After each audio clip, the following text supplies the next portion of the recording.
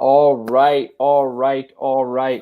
Welcome in to the Toilets 2 Titles podcast, episode number 24, week number 6. We're recording live via the YouTube, the Podbean, all that jazz. And while we're recording, we're actually watching football. How beautiful is that? I can think back to this spring when we started up this show and all we could do was daydream about football and watch highlight clips of college football players. But here we are. Not only are we talking about football, we are watching football. And with me this evening to talk about football while we watch it are my co-hosts and a special guest. But first, let me introduce my co-host, Justin at ejustinFF_. Justin, how are we doing this evening?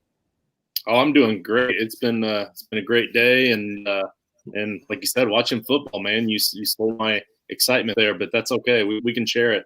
We just saw the Derrick Henry touchdown, 9-yard touchdown to the right off tackle. So it's a beautiful thing.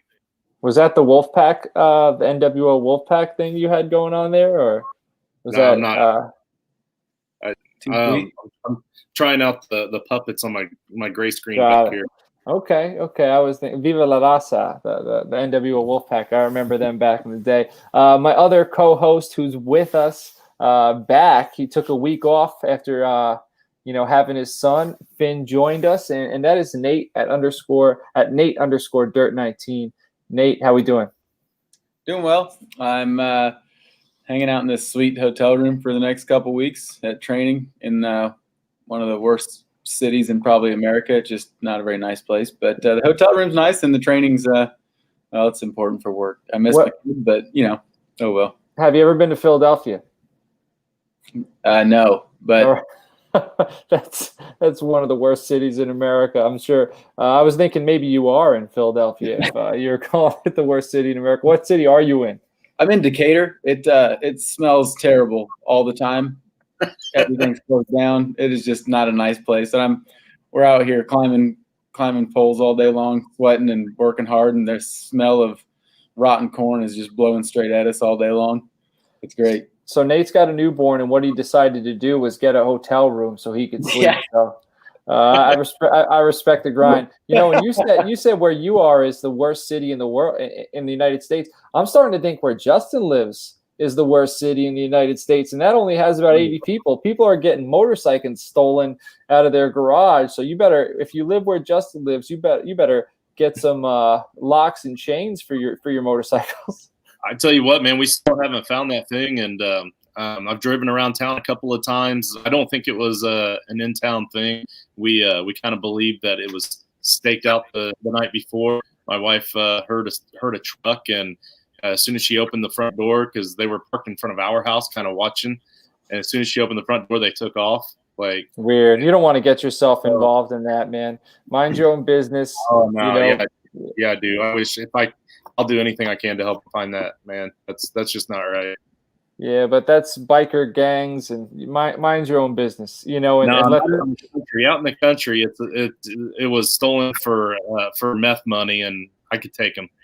Well, all right. But if you're hearing this, we recorded an episode a day or two ago where we talked about our bathroom board bets. We checked up on them. We talked about our preseason rankings. We checked up on those. And while we were recording live, Justin found out that a motorcycle was stolen. But anyway, where you can find those rankings we did this preseason, it was at fusionffb.com. And that leads me into our guest this evening, and that is Joshua Bigby of fusionffb.com. Joshua, what's happening, man? Hey guys, thanks for finally be on here with you on you knocked it back to 9:30 for me. Thanks everybody. I couldn't be here earlier, so appreciate that and good to be here. Hey man, we wanted to get you on. We wanted to spread the love, and we appreciate the fact that you allow us to put our content on your website. So we needed to get you on the episode in season. And it's almost like we got a little Frankenstein thing going on. Rich Gonzalez is in the chat. Joshua is here.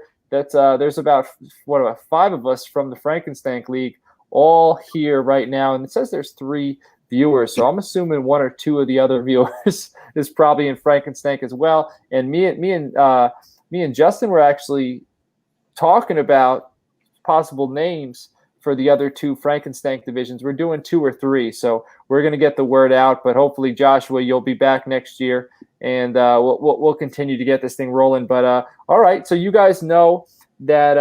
Joshua, by the way, is the creator of Next Week Tonight and the Fusion Flex League. His Twitter handle is @generally_aware, and his website's Twitter handle is @FusionFFB. Just so you guys know, you can listen to us on Apple Podcasts, Podbean, Periscope, Spotify, and via the YouTube channel. And we really would appreciate it if you're listening on a podcast, if you could check out our YouTube channel, hit the like and subscribe button. That would really help us out. And, throw in a comment here and there when you can. I know, Justin, you put the link up here? Down there in that bottom corner underneath Joshua's left shoulder. All right, cool. All right, guys, let's. I feel like we've been doing the introduction, and it's taken a little bit of time. And everybody knows we're doing the Fantasy Cares thing this season. Every 50 followers, we'll be donating $10 to Fantasy Cares. I think we're going to do that towards the Tim Tebow Foundation, which is prevent human trafficking. Right now, we're at $80 total, and we're 9 followers away from hitting our next target, which is 639.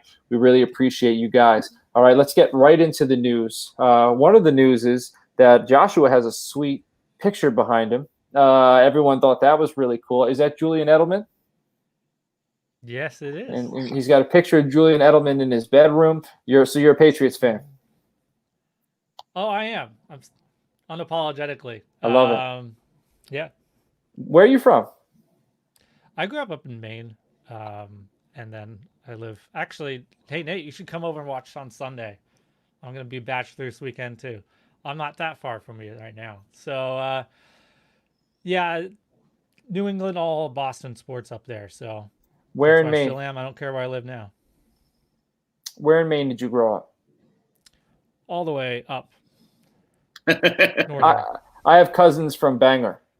That's middle. That's okay. The middle, like literally the middle. Everyone that many times I've heard that. Yeah, right. Bangor is considered northern Maine because it's north. It's the northernmost part of like civilized Maine, but there's another like half of the state after that still to go. They're from Lisbon, and my uncle was in a bluegrass band, so we would go up there every summer and we'd go to bluegrass festivals.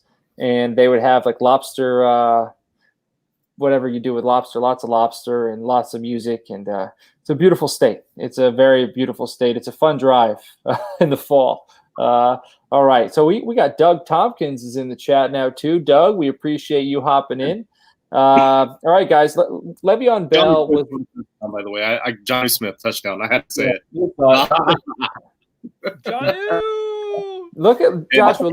I thought you were on. You're on the train now. I forgot you jumped on the bandwagon. Yeah. Now he's on the train. Remember when we were arguing Jonnu versus Austin Hooper, and Hey, Hooper's Darwin. Hooper's doing okay too. I cut Hooper. Darwin. That's all it was. I still believed in Jonnu. That's why I'm so excited. I had him in so many didn't. But I thought that Blake Jarwin was going to be better, and if not for the knee injury, obviously he would have been. No, Dalton Schultz is better than Blake Jarwin. Okay, that's fine. We will never know. We will never know. So I can't say that. All right, Le'Veon Bell. Le'Veon Bell released by the Jets. What are you guys thinking? Joshua, I'll go to you first. Le'Veon Bell released by the Jets. I don't know, man. I found out on my drive home to get on here. I get back and I say in our chat, oh, and I'm home and he's cut. Fun. First of all, I mean, I was trying to look it up quick, so forgive me if this is not completely 100% like precise, but it's something like a $6 million cap hit. So I kind of doubt there's many teams that could actually claim him off waivers. If someone wants to look that up, you could. I was going to start doing it. There was too many things to do here, but that would limit even the options. But he's probably going to free agency, like Fournette kind of situation, I would imagine. And then you just got to start thinking about teams that could use a new starting running back. And there's a few teams that came to mind. I don't know if we were going to jump into that yet, but. Well, I know Justin. Justin, you had a landing spot in mind. Where do you think he might end up? Well, I am trying to look up on Spot Track to see if there's any teams that could afford him, but honestly, I can keep talking while you do that. But. Even if, well, no, I don't. I mean, I did write down that my landing spot for him would be Chicago if they can afford him. But the thing is, it's not a matter to me of whether or not they could afford him. It's a matter of I don't think anybody's going to want to pay $6 million for a running back for to come in, learn a new system, that sort of thing. Like even as bad as Chicago's situation is right now at the running back spot, I still feel like they would just as soon wait until he clears waivers and then just try to sign him as a free agent and save themselves a bunch of money. So, I mean, even if they do that, realistically, he could still be ready to suit up by Sunday. And I don't think that he would, obviously. Maybe it's up.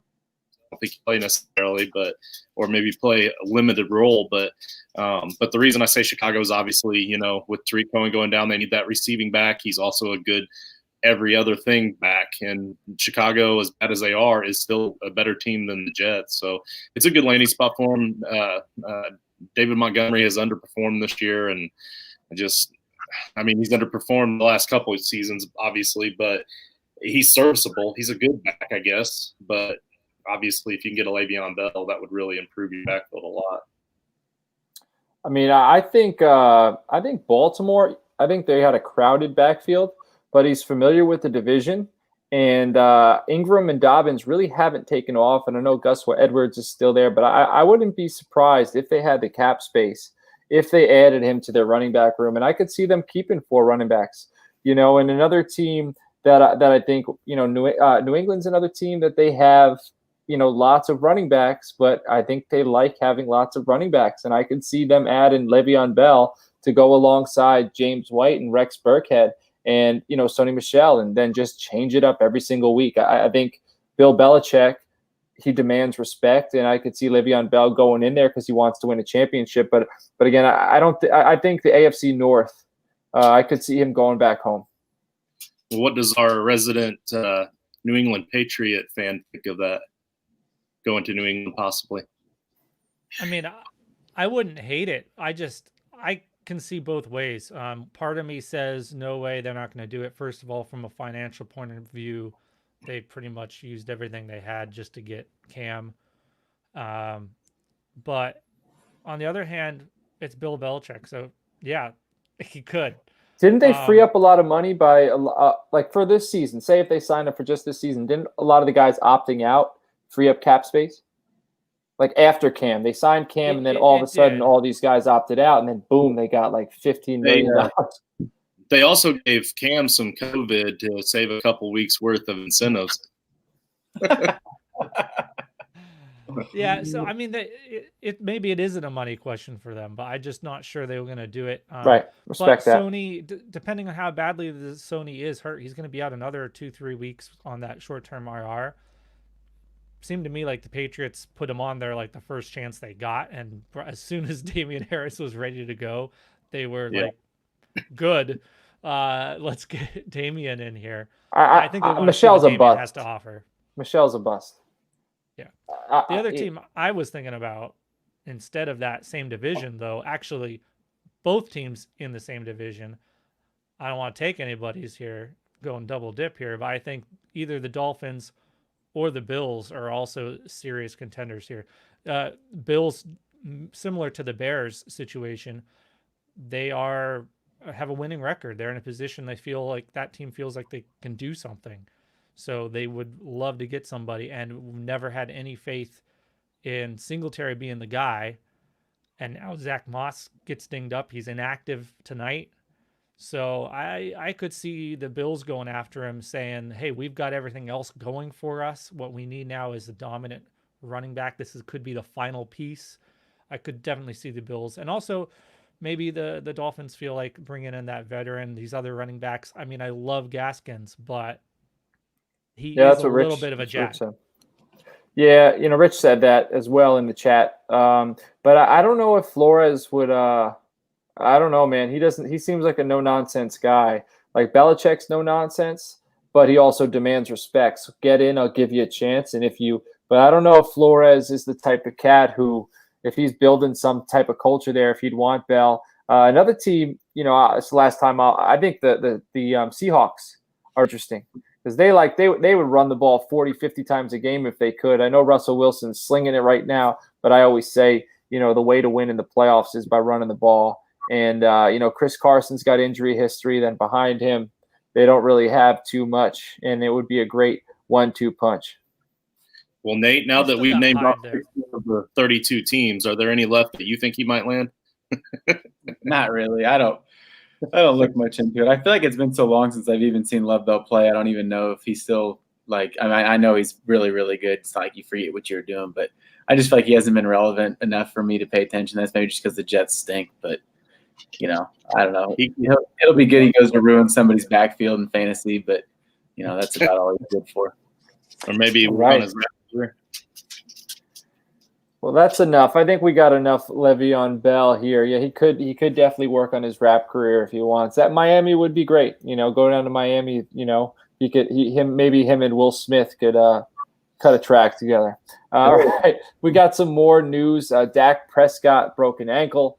He's out 4 to 6 months. Supposedly the surgery went well, and he could get franchise tagged again next year. He's most likely going to be back in Dallas. But, I think Andy Dalton picks right up where Dak left off. I don't think, if Dak scored an A every week, I think Dalton's going to be scoring a B. I think he'll do just fine. So that's – you guys got anything to say on the Dak Prescott injury? All right, I don't. What about I don't think it's going to look bad with Dalton back there as people might imagine. I don't know if that's what you said. I had to split for a second. Yeah, I said if Dak graded out as like an A on a weekly basis, I think Dalton will grade out as a B. It's not going to be close to failing. It's not going to be phenomenal, but it's going to be good. I think Dalton will do. I think he'll do just well. All right, Deontay Johnson has a back injury. He's expected back this week. Chase Claypool stepped up in a major way. In Juju, Juju's still doing Juju things, but now I think Deontay should be back. Claypool's established himself. Even Ebron looks decent. So you guys got anything to say on the Deontay Johnson back injury? I don't know what to do with Deontay anymore. I'm very disappointed. I mean, I know it's not his fault, but I was just so excited this year for everything he has to offer. And it's been pretty disappointing. I hope that this isn't something that's going to linger, not just the back injury, but the injuries in general. Right. We all know how good he really is, and I just want to see him succeed, whether it's on my fantasy teams or not. So I'm interested to see if the Steelers, with the emergence of Chase Claypool and with Deontay Johnson still on his rookie deal, what they do with Juju this offseason.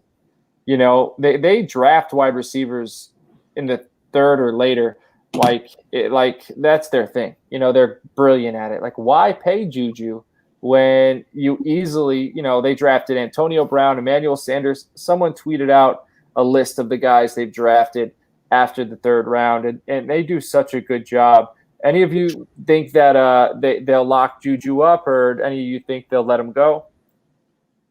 I was hearing rumors and Steeler commentators all through even this offseason even saying that they are probably planning on not re-signing him. So I was already had that in my mind coming in. And then if Deontay and now Claypool hit too, then I doubt it. Calls me back to many years ago now when Antonio Brown was the young guy. And the name of the other player is Mike Wallace. Escaping me. Mike Wallace, thank you. I knew it started with an M. That's all I had. He was supposedly the good guy, and they let him go, and they kept AB. Yep. And they also had Emmanuel Sanders, and they didn't know yet what really they had with those two, but it was pretty fun to watch them. Yes, so looking at that Edelman picture behind you, Juju might be a decent replacement for Julian Edelman if he retires or moves on, but I don't think Edelman's looking to do that just yet. All right, Dalvin Cook hurt his groin in the early third quarter. He came back to play, and then he went out. He's expected to miss at least week 6. And Alexander Madison came in and did just fine. What do you guys have to say to the Dalvin Cook owners? I think that unless I'm wrong, the Vikings are on a bye week 7, so I would imagine that if it's something that's somewhat, who knows how bad it is, he may just sit out just so he can have 2 weeks off. That would really surprise me, especially with how well Madison plays, and Mike Boone can, I don't know, do Mike Boone things. Mike Boone. I on yesterday's episode, I can't remember if it was yesterday or the day prior. We talked about a team that would break out in the second half or after the first quarter, and I think the Vikings are trending upward. If they do not trend upward, I don't expect them to force it with him. But if they are rising and they look like a playoff contender, then I would expect him back, sooner rather than later. All right, now we have Keenan Allen with a back injury. I'm not familiar with how severe this was, but I think, Joshua, you alluded to him, possibly being out when we were talking about Guyton earlier on. What's up with Keenan Allen? When's he expected back? What's the severity? Oh, I think Joshua muted himself.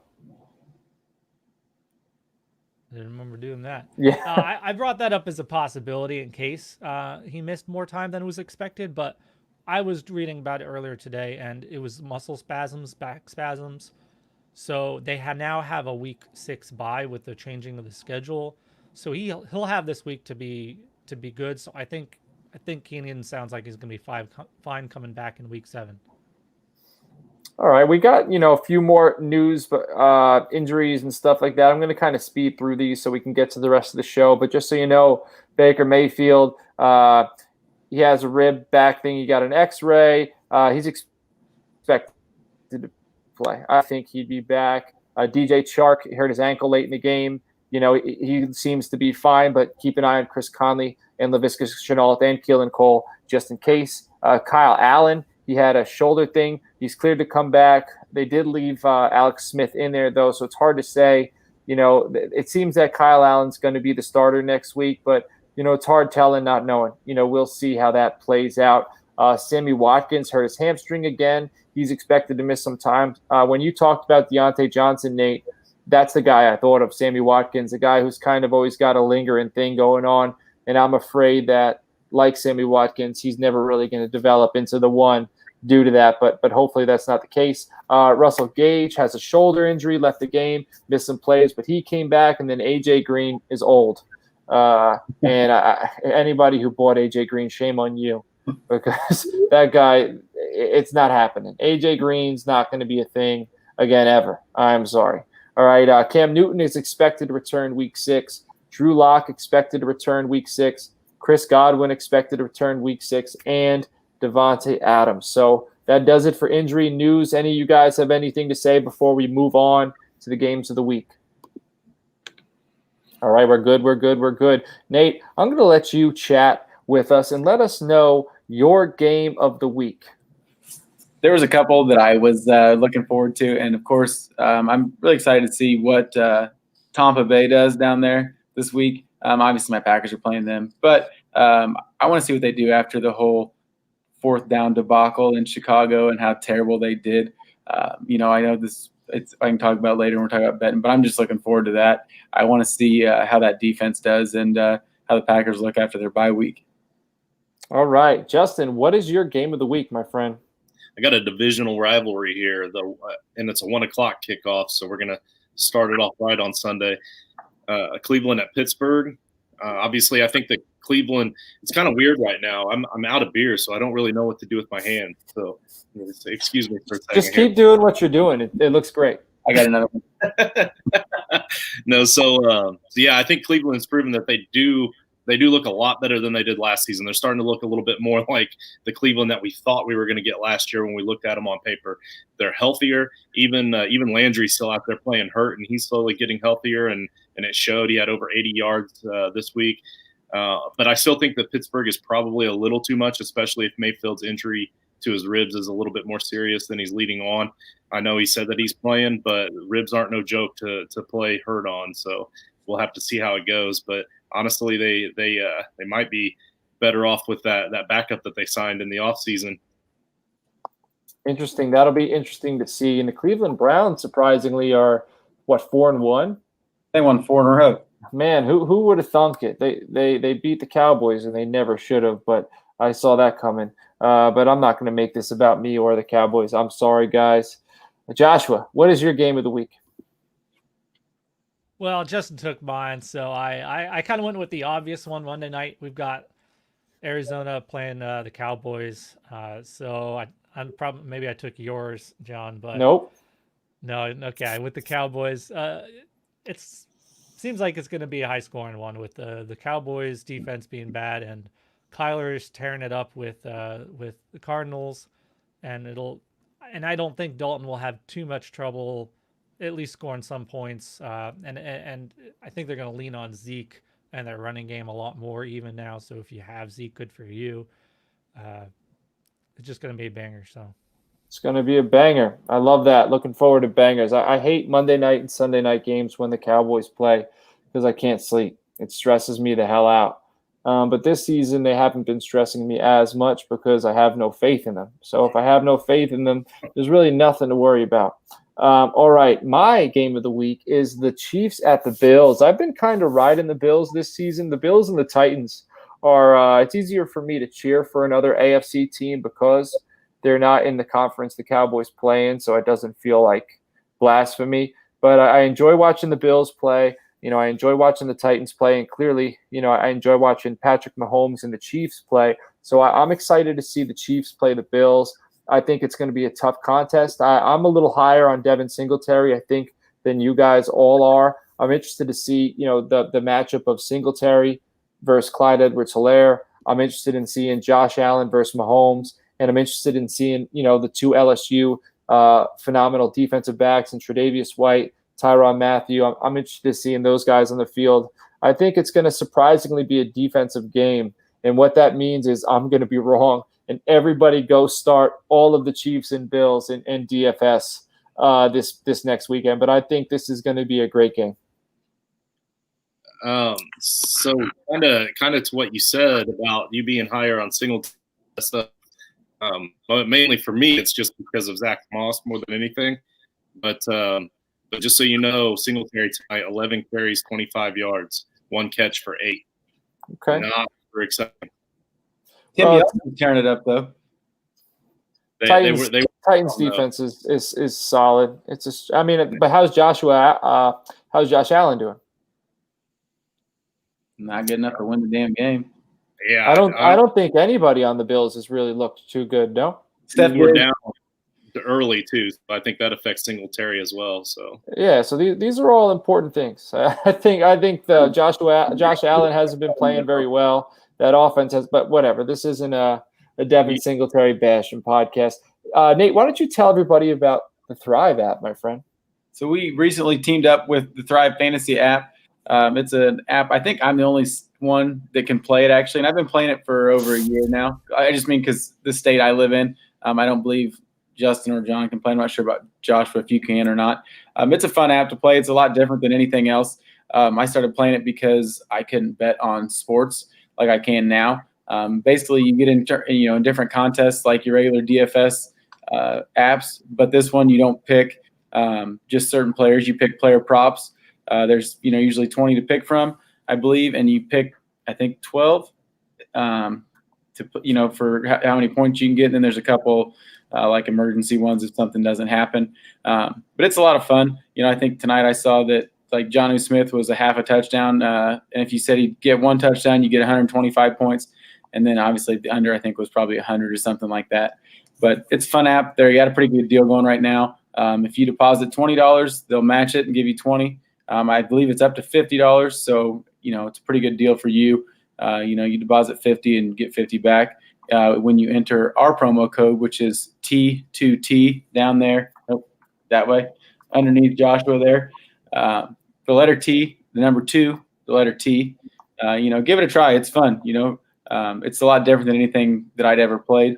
And the one thing that was nice too, there's not usually, a million people in every contest. So, your chances of winning are definitely a little better. But yeah, give it a shot. That you can download it, wherever you can find all your apps at.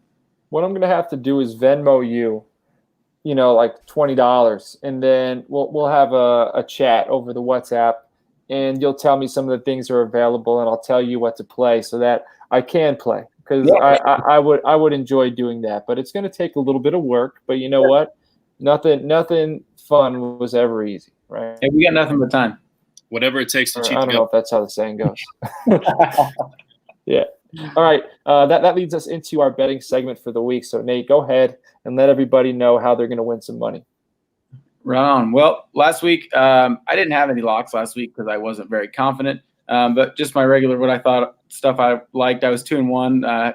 Was right with the Cardinals -7, and then the Steelers -7. I was getting nervous with the Steelers and the Eagles. They kind of started slowing up a little bit. And where I was wrong was the Colts. But we're not going to talk about that because Justin and I just don't want to talk about it. Huh.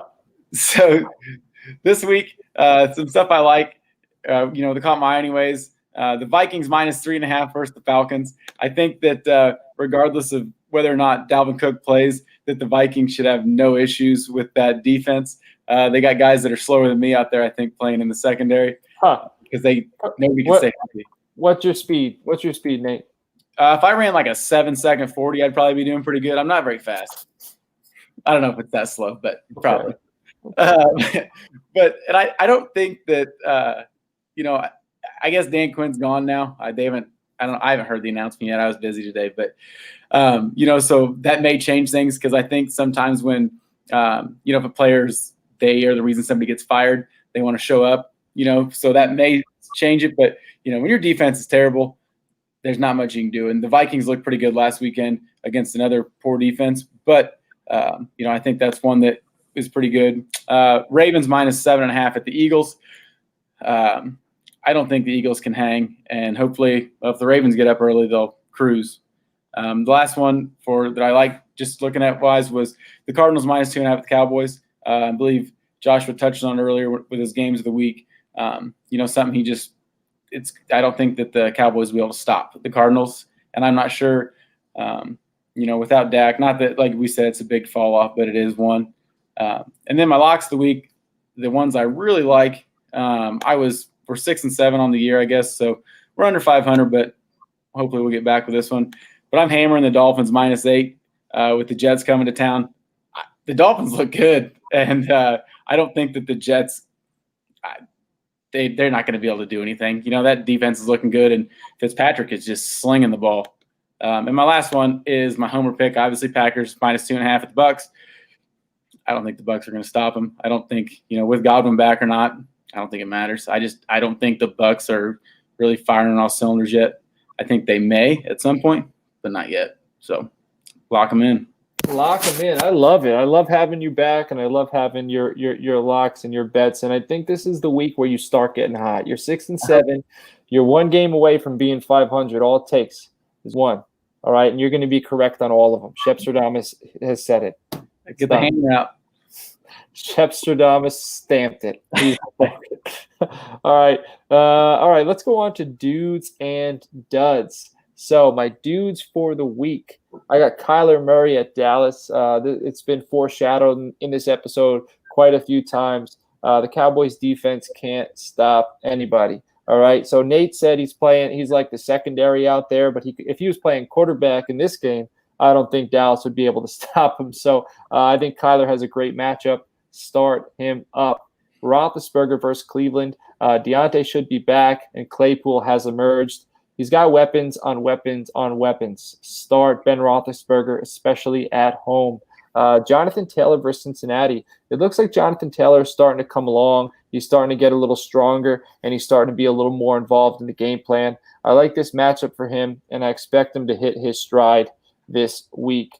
Myles Gaskin versus the New York Jets. Gaskin is the type of cat who, if you picked him up within the last few weeks, he can definitely help you win a championship. That would take a little bit of a hurt if Leveon Bell goes there. But right now, Leveon Bell is not. Put him in, start him up. He's a weekly start at this point. They just beat up on the 49ers last week, the Dolphins. So the Jets are next. And I have a bet this offseason that the Dolphins win more than 5.5 games. So I'm feeling very good about that win versus the San Francisco 49ers. This next guy, this wide receiver, might be a little bit of a deep dive, but I wanted to throw him in there because DeAndre Hopkins and Larry Fitzgerald would be a little too easy. Andy Isabella at Dallas. Slot wide receivers have Eaton versus the Dallas Cowboys. I expect Isabella to play in the slot, and I expect him to get into the end zone. Not once, but twice. Start up Andy Isabella. A.J. Brown versus Houston.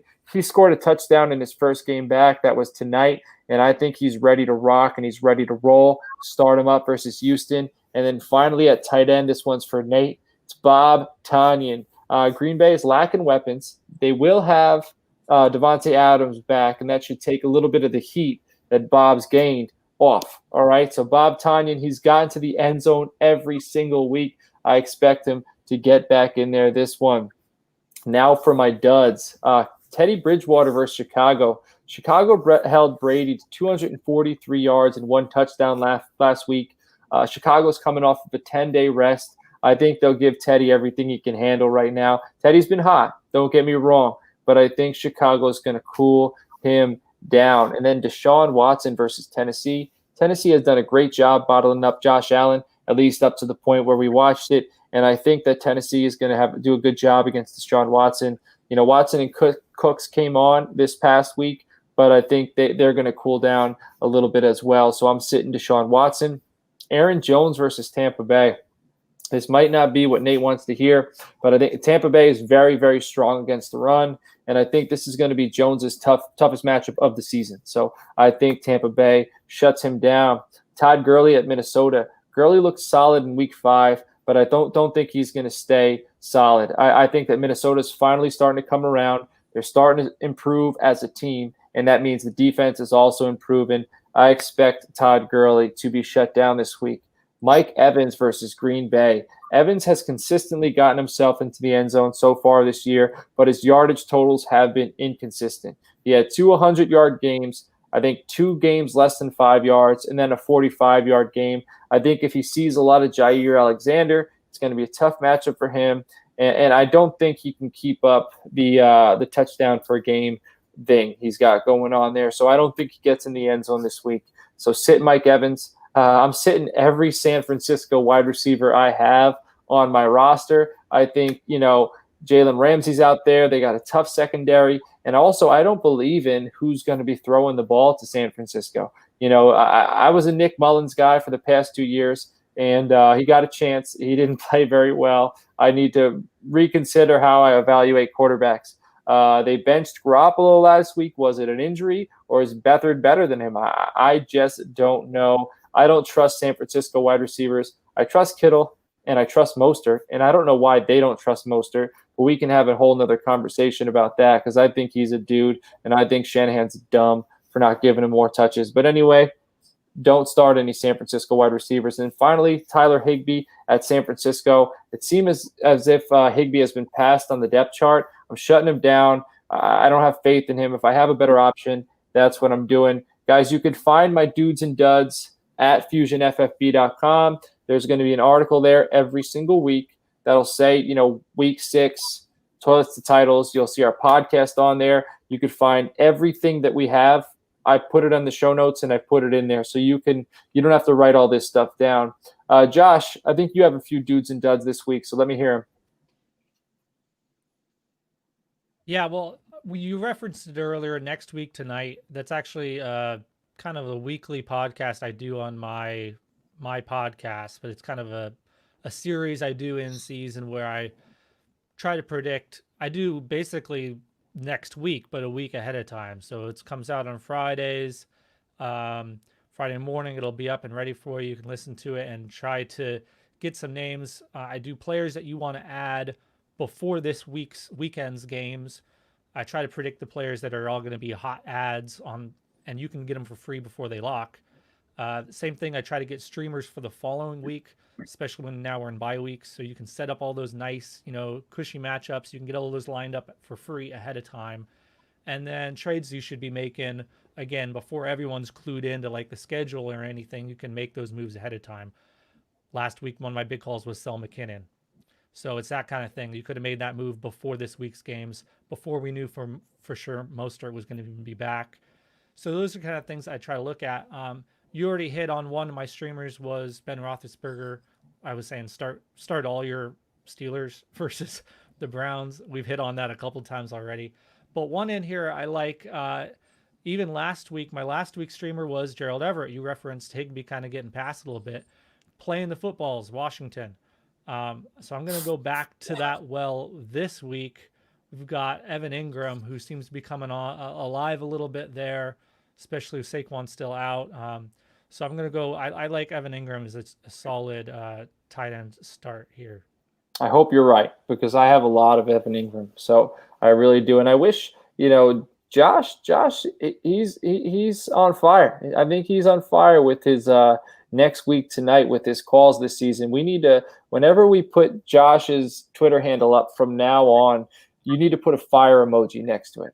All right, he's earned that. I'm going to give away awards to the guests we have, and maybe even Justin and Nate by giving them emojis next to their Twitter handles on the show. And Joshua, congratulations. You're the first person to earn one of those awards. And from now on, you'll be your Twitter handle, fire emoji. So I hope that makes you feel good. Justin, let's go into our streams for week 6. Yeah, and while we're boasting of Joshua a little bit here, I want to say that I usually like to call him my low-risk, high-reward analyst, because when I listen to that next week tonight, it's like he's rarely wrong about it. And I'm not even just joking. Like, I don't know where he gets all this info. Like he's a brain, but and seriously, he is. He's almost always right. But the very few times, is it Jostradamus? Yeah, Jostradamus. There you go. But the very few times that he might be wrong, to get for nothing 2 weeks before, so it doesn't really matter. Like, there's no risk in the guy if he doesn't pan out. Worst case scenario, people make fun of you because Braxton Berrios didn't get that touchdown or whatever. You know what I mean? Or in this case, Chase Claypool doesn't get those 4 touchdowns like he predicted. So he didn't predict 4 touchdowns. You know what I'm saying? He's not that good, but he's good. So living the stream here. So my streamer this week for quarterback, I'm going to go with Kirk Cousins against the Falcons. I'm not really sure how this is possible, but the Falcons secondary seems to be getting worse every single week. Anybody can blow up that secondary, and Kirk Cousins found Thielen for 2 more touchdowns this week. They're on those 2, so at the very least, you can expect a big game from him. And in a minute, I'm going to be talking about Irv Smith. I believe we mentioned him a little bit earlier, but same idea. Like, he's got another target now, and Justin Jefferson's picked it up. I think they're all going to have a big game this week. If they're all going to have a big game this week, then he's going to have a big game this week. Roethlisberger, I don't really want to pound that drum again, but I will say that there is another drum I want to pound, because I like to find Colts fans regularly that the Browns, that's who Roethlisberger plays this week. They finally found a quarterback that they can slow down, but it was Phillip Rivers, so it doesn't really count. But Roethlisberger plays the Browns this week with that secondary and all these shiny new toys that he has to throw it to. I think he's going to have an incredible week. And the reason he's a streamer is because he's still actually unowned in at least 40% of ESPN leagues. So assuming we're 1 quarterback leagues, a lot going on right now with bye weeks and schedule changes and everything. So maybe you might need to pick him up. But and then running backs, again, running backs are hard to stream on a weekly basis. So if you're streaming running backs, you're already hurting. But why not take a chance with a guy like Tony Pollard? He's going against the Cardinals. The Cardinals are among the worst in the league against the run. They have faced Mostert, who's obviously good, Gibson, who it was his second game, and Peterson, who's kind of down now. Mike Davis is a good backup in a good system, but a backup. Le'Veon Bell is Le'Veon Bell, and still, like, they're among the worst in the league against the run. So those aren't great names, not bad names. But Zeke Elliott is a great name, and I think he's going to have a huge game this week. I do think that the Cardinals the Cowboys kind of pound the Cardinals this week, and I hope you're right. Yeah, Zeke's going to be for you quite a bit. I don't think it's going to be a huge change as far as the run game goes, but maybe 5 to 10% more run than what they're used to or what they have been running, which will equal a lot of opportunity for Zeke. But he'll also get more in the passing game as well because of Alton quarterback. So I think that he might have to rest a little bit more, and maybe they go up big and you get some garbage time points with Tony Pollard. So Pollard is athletic. Like he is a really good running back in his own right. So when he's given the opportunity, he usually performs. So I'm gonna roll with Tony Pollard as a running back streamer. I threw in Chase Claypool as a wide receiver here just because he's hardly owned in any leagues, especially on ESPN. But obviously, if you already own him, you saw this game, and now they're playing the Browns, and you're going to start him. Or if you didn't own him and you own him now because you picked him up off the waivers, then you picked him up because you're going to start him. So it's kind of a no-brainer. But I do have two more here from our guest here. So Joshua, the two wide receivers that you threw in here for. Yeah, a couple guys here that I like. One I definitely wanted to bring up, especially you were, John, were talking about Isabella. He was a guy who I brought up in my show along with my pick here, which actually Christian Kirk. You didn't actually mention him at all. You mentioned everyone else, but Christian Kirk is reestablishing himself here, and I think everyone was giving up on him a little bit too quick. He tied Hopkins for targets just this last week. He's getting back into things, and he is actually better suited for that slot role. I think he's always done better in the slot, at least himself, whether he can do better than Isabella or not. Meanwhile, for some reason, Kirk is getting like tons of these air yards, but that seems like it would fit Isabella better. I wish they would just switch places, but anyway, that's a different topic. I like him, but in deeper leagues, I still, like I even said, in deeper leagues, Isabella is a great guy to roll with. And then another one that's kind of a little bit deeper here, but it really shouldn't be. Keelan Cole of the Jags. Look, probably don't follow my advice because historically, every time I've bought into Keelan Cole, he's burned me. But hey, he's quietly tied for the most targets, target share, and touchdowns with 3 on the Jags. I mean, Chenault's doing good. Everyone's happy about the rookie. Of course, DJ Chark. Everyone loves DJ Chark. Keelan Cole he's just kind of there, and everyone forgets about him, and he's probably there for you to pick up. But they're playing the Lions, and he gets all the short yardage kind of work, and that works really well against the Lions. So I think this could be kind of a high volume game. You may not get a touchdown, but you could get a lot of that shorter stuff. And he has good, like I said, he's tied for the most touchdowns with 3 on the team. He's a deep threat. I think I was the leader of the Keelan Cole fan club 2 years ago. Probably when me and Justin or me and Nate first started chatting, I was big on the Keelan Cole hype train. Last year it died down a little bit. But he's had hot streaks, and his hot streaks aren't just like 2 weeks. Like he'll have like 5 big games in a 7-week span. He did that 2 years ago. So it's possible again. And with Minshew, I have more faith in him. So I like it. I love these streams, and I've added, since Justin told me about your podcast next week tonight. I've added that to something that I need to look out for, because anything that could help me get a competitive edge over people I'm playing against, not just dynasty, but, home leagues, take it to the bank, man. It's especially if I'm playing for money, not just bragging rights. It's take it to the bank. So, all right. Now DFS plays. Speaking of bank, last week was my first loss. Oh, sorry, Justin, go ahead. I was going to say we do have a few more here. I'm sorry. That was just the wide receivers. We still got some tight ends and defenses here, but Irv Smith is a guy that I wanted to mention. Honestly, if it wasn't for Irv Smith being on this list, I probably would have just let you go ahead and roll forward, because I'm not super proud of the rest of these anyway. But Irv Smith is one that we really need to talk about. He's going against the Falcons again. We've already talked about the Falcons and how many points they give up. They're actually the worst in the league when it comes to yards against tight ends. And Rudolph, I think it's finally time. Last year we thought it was going to be time, and they kind of split 50-50. And I think after this last week, we finally kind of seen that Rudolph is going to be relegated mostly to a blocking tight end, and Irv is going to be more of that pass catching tight end. So he's kind of a little miniature turtle head here, if you want to look at it that way, which you probably don't want to visualize it that way. But he's kind of a minute ahead anyway. So if you do get him this week and he does have a good week, then you might want to hang on to him. I like his future there, and especially if you have him in Dynasty, you're going to hang on to him anyway. But you're going to start him this week, and I think you're going to be a little bit more happy with the results because you've been hanging on to him for a couple of years now, and he's finally going to let you reap some good benefits from that.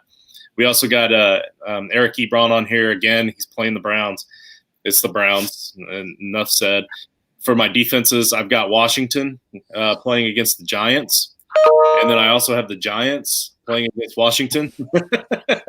There aren't a whole lot of good streaming defenses this week, and Joshua took the only real good one out there. So those two, both of the offenses are not that great. I would kind of probably lean a little bit more towards the Giants just because that quarterback position for Washington is still so much up in the air. I think they might be able to get some sacks and confuse the quarterback a little bit. Who knows? We might even get to see Alex Smith again. But Josh, go ahead and tell them who you got for your defense here. Yeah, Nate kind of referenced it before. I really like the Dolphins plan. I switched up. It was the Broncos. So last week when I did my streamers, I had the Dolphins versus the Broncos. But hey, the Jets work too. So fire them up. I think, Flores has them playing pretty well. I think they're underrated. Love it. Love it. All right. So now I'm sorry. I jumped the gun earlier, but now I am rolling. All right. This week was the first week I took an L since the start of the year in DraftKings, but luckily I had enough in there. I don't bet everything I got in there. So luckily, I'm still up. I'm still ready to roll. But let's turn it back on, right? let's go up again. Let's go into the green this week for my DraftKings DFS plays. We spoke about Roethlisberger. Oh, again, if you didn't listen to last week's episode, what I'm doing every week now is I'm submitting a lineup. I'm not just telling you bargain plays. This is a lineup I'm actually submitting. I got Ben Roethlisberger versus Cleveland at 6,700. I got Antonio Gibson at the New York Giants at 5,500. Myles Gaskin versus the New York Jets at 5,400. Kenny Golladay at the Jacksonville Jaguars at 6,200. Chase Claypool versus Cleveland at 5,200. Terry McLaurin at the New York Giants at 5,700. That's two Redskins. All right, we might be a reason to be a little nervous, but I love the matchup for McLaurin, and I think Gibson is going to have a very good game. Also, tight end Jonnu Smith versus Houston, 5,200. At flex, this is my most expensive cat. It's Alexander Madison versus Atlanta at 7,200. He's my boom play. And then for defense, I'm starting the Dolphins versus the Jets at 2,900, surprisingly low. I love it. That secondary, that defense, I think, like you guys were saying about Flores, I think they'll be flying around the field, and I don't even think it's close. So that's a lineup I am starting. If any of you guys have anything to say about possible DFS plays, jump in now. If not, Justin can take over and move on to Turtleheads. Okay. Well, so Justin, or let's say Joshua's got some Turtleheads for you because like we said before, Joshua has his next week tonight. This is kind of what he does, and he is good at it. So I'm gonna let our guest take the floor here and give us a Turtlehead or two, and then we'll pick up from there. Go ahead. Yeah, I haven't had a ton of chance to get through my normal, Thursday night process. I block off like 4 or 5 hours during the game and I go through things. But a couple here that popped out to me, and a couple that I've said last week, and one of the guys the week before that's now relevant. So I did like your Irv pick. He definitely belongs in the conversation for this. Irv Smith. I was on him earlier in the season and coming into the season, but maybe we just needed to wait a little while. So he's a guy, someone that maybe now people are going to be paying attention to. LaMichael P. Ryan of the Jets, because Bell's gone. He's someone I was looking at when he returned and saying they don't really like Bell. He wasn't back yet. But LaMichael P. Ryan, he was, even in Dynasty, a guy was saying that you could go after in a rebuild kind of situation. looking forward to next season. But if the Jets look like they're ready to just get ready for next season now, cutting Bell basically, then they may want to start seeing what he has. So go ahead, and you probably want to get him into your waivers even tonight. You're not going to be able to wait and pick him up for free now. Somebody that, especially because the Patriots didn't play last week, so he's going to continue to go under the radar. But Damiere Byrd quietly actually led the team in targets last week. He's been getting a large target share throughout. If you didn't connect the dots like me, being a dummy right away, even though they're my own Patriots, I completely forgot that he and Newton played with each other in Carolina when Byrd first came in. So they have familiarity. That's been at least helped them coming in. It's probably irrelevant at this point, but he's established himself as that third guy. So if Edelman or Harry or anybody gets injured, even if they don't, he's a solid, deeper option. And then this is the new guy. I'm going to go on a little bit of a limb, but based on what I was watching just last night with the Chargers and Justin Herbert, he's got an arm on him, and he was firing that ball out there. We saw that pay off when he finally started going deep to Mike Williams. So he's obviously the guy you're going to pick on, and we all love Keenan Allen, and you even mentioned Guyton before. But in a little bit deeper situation, especially if Mike Williams gets himself hurt because he can't ever land on his feet, KJ Hill is a very talented speedster who could be a beneficiary of some of those deep balls once Justin Herbert starts getting a little bit more comfortable and doesn't just always check down to Keenan. Love it. All right, be healthy too. He got beat up a couple times last night, I think, without Balaga was hurt, and I can't think of that guy's name. But like I said, he gets a little time. Like I said, he's got a rocket for an arm. He's no Josh Allen, but he does all right. Man, having Joshua on the show kept us in line. This is the first episode in season that we're going to be under 1 hour. Very, very impressive with 4 guys, and we're under an hour. Hey, why don't we discuss this Thrive betting app one more time, just quickly, Nate? Let them know where they can go and let them know what the promo code is. Yeah, like you said, the Thrive Fantasy app, you can find it on the Google App Store or the Apple Store. Check it out. It's a lot of fun. When you do deposit your first time, whether it's 20, 30, 40, 50, they will match that. And when you use our promo code, which is T2T, the letter T, the number 2, and the letter T, doesn't matter if it's lower or uppercase. But yeah, give them a shot. I think you'll have some fun, and let us know how you do. Joshua, did you want to discuss this Let It Go here? Hey, I don't care. We can do it after show. Man. Why don't we got some time. Let's go ahead. Let us know. Go ahead. I was going to dig into it on my show a little bit more, but I was just thinking about it. And I was just thinking about how we get to this part of the season, and you look at your teams and you look at your benches, and I encourage everyone just out there, look at your teams, look at your benches, and just ask yourself, are each of those players that have been sitting down there, ask yourself the question for each one, am I ever going to start this player?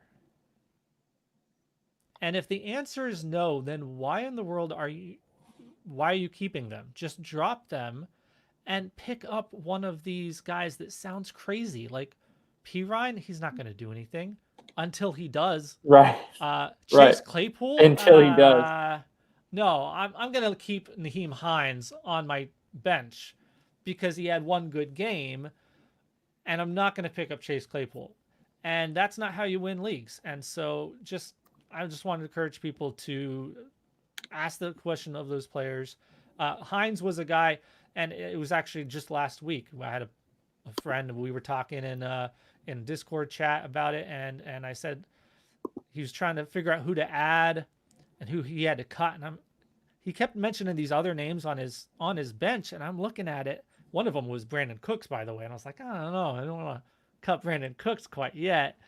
I asked him, like, yeah, Nyheim Hines, what's he gonna do? They've even gotten Wilkins involved, so even if Jonathan Taylor was to get injured, they've just moved Wilkins in, and Hines might get a little bit more work, but he's not in a role that's going to ever be able to pay off. Now, I'm not saying to make these decisions based on volume or current usage right now. I'm saying focus more on the role. If it's a Hines, go back to, remember when True Cohen was actually healthy? Now, he got hurt, so that kind of took the decision away. But were you ever starting Tariq Cohen? Not really. So those are the kind of players you want to focus on. Are you ever starting a Larry Fitzgerald, an AJ Brown? You start getting these players you just don't have faith in. That's the kind of moves I would make. I'm not saying don't stash a P. Ryan or Pollard or Madison that's paying off now. No, because those were players that are in positions that just one thing has to happen that they are now in a position to pay off. Right.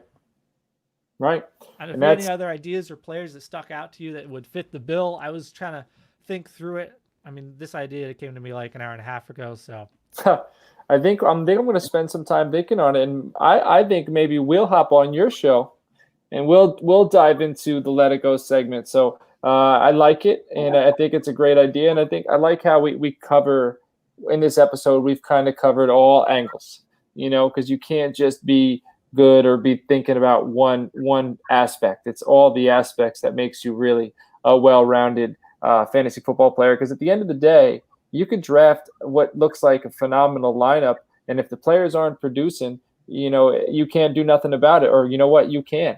You can be on top of it. You can be on top of everything else and making moves and putting yourself in the best position to win. And that's what we're trying to do. And having you on the show was a great help, and hopefully it helped all you guys who are listening. So remember, Joshua, he got the award, the fire emoji.